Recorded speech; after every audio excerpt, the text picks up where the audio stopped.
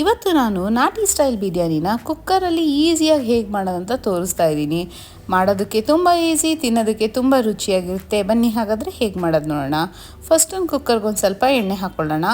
ಅದಕ್ಕೆ dry spices ಎಲ್ಲ ಒಂದು ಎರಡೆರಡು ಹಾಕ್ಕೊಳ್ಳಿ. ಮಿಕ್ಕಿದನ್ನು ರುಬ್ಬಕ್ಕೆ ಹಾಕ್ಕೋಬೇಕು. ಅದಕ್ಕೆ ಇಲ್ಲೆಲ್ಲ ಎರಡೆರಡು ಹಾಕೋತಾ ಇದ್ದೀನಿ. ಒಂದು ಅರ್ಧ ಸ್ಪೂನಷ್ಟು ಸೌಂಫ್ ಹಾಕಿ ಹಾಗೂ ಮೆಂತ್ಯ ಸೊಪ್ಪನ್ನ ಫ್ರೆಶ್ ಆಗಿರೋದನ್ನ ಕಟ್ ಮಾಡ್ಕೊಂಡು ಹಾಕೋತಾ ಇದ್ದೀನಿ. ಎಲ್ಲ ಘಮ್ ಅನ್ಬೇಕು. ಒಂದು ನಿಮಿಷದವರೆಗೂ ಹುರ್ಕೊಳ್ಳೋಣ.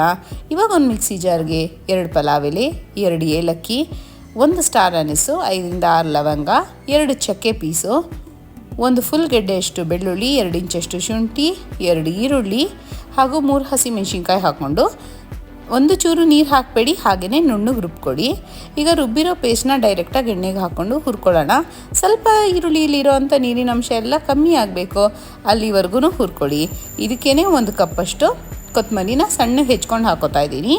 ಹಾಗೂ 1 ಟೊಮ್ಯಾಟೊನೂ ಹಾಕೋತಾ ಇದ್ದೀನಿ. ಟೊಮ್ಯಾಟೊಸ್ ಎಲ್ಲ ಚೆನ್ನಾಗಿ ಸ್ಮ್ಯಾಶ್ ಆಗಬೇಕು, ಅಲ್ಲಿವರೆಗೂ ಹುರ್ಕೊಳ್ಳಿ.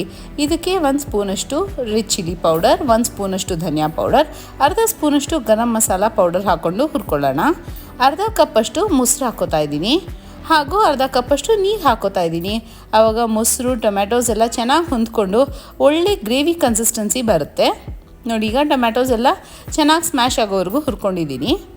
ಇದಕ್ಕೆ ನಾನು 3 ಬೇಯಿಸಿರೋ ಅಂಥ ಮೊಟ್ಟೆ ಹಾಕೋತಾ ಇದ್ದೀನಿ.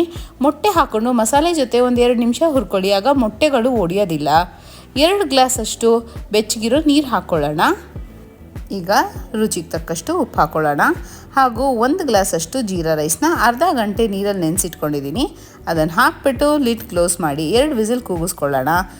ಪ್ರೆಷರೆಲ್ಲ ರಿಲೀಸ್ ಆದಮೇಲೆ ಲಿಡ್ ಓಪನ್ ಮಾಡಿಬಿಟ್ಟು ಚೆನ್ನಾಗಿ ಮಿಕ್ಸ್ ಮಾಡಿ. ಮೇಲಿರೋ ಮಸಾಲೆ ಎಲ್ಲ ಕೆಳಗಡೆ ಇರೋ ಅನ್ನದ ಜೊತೆ ಮಿಕ್ಸ್ ಆಗುತ್ತೆ. ತುಂಬ ಚೆನ್ನಾಗಿರೋ ಬಿರಿಯಾನಿ ರಾಯ್ತಾ ಜೊತೆನಾದರೂ ಸರ್ವ್ ಮಾಡಿ, ಅಥವಾ ಚಿಕನ್ ಗ್ರೇವಿ ಜೊತೆ ಇನ್ನೂ ಚೆನ್ನಾಗಿರುತ್ತೆ. ಇದನ್ನ ಸಂಡೇ ಮಾರ್ನಿಂಗ್ಸ್ ಬ್ರೇಕ್ಫಾಸ್ಟಿಗೆ ಮಾಡ್ಕೊಂಡಂತೂ ತುಂಬ ಇಷ್ಟಪಡ್ತೀರಾ. ನೀವು ಟ್ರೈ ಮಾಡಿ, ನೀವು ಖಂಡಿತ ಇಷ್ಟಪಡ್ತೀರಾ.